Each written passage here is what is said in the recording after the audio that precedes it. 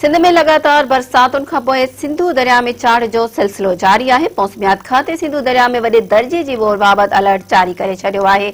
मौसमियात खाते जो चवणु आहे त हिन वटि गुड्डू बैराज वटि विचोले ऐं सखर बैराज वटि वॾे दर्जे जी बोर टिकलियल आहे। 8 ऐं 9 सेप्टेम्बर ते गुड्डू ऐं सखर बैराज ते वॾी बोर हूंदी।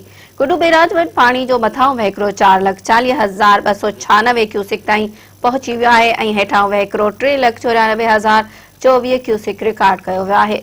सखर बैराज वटि पाणी जो मथां वहिकिरो 3,99,025 क्यूसिक ऐं हेठां वहिकिरो 2,91,125 क्यूसिक रिकॉर्ड कयो वियो आहे।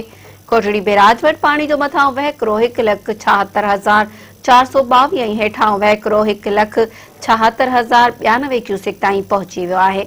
मौसमियात खाते तरफ़ां सिंधु दरिया में वॾे दर्जे जी ॿोॾि बाबति अलर्ट जारी थियण खां पोइ गुड्डू बैराज जे कचे वारनि इलाइक़नि जे रहवासियुनि खे महफ़ूज़ हंधनि ॾांहुं मुंतक़िल करण जी हिदायत कई वई आहे।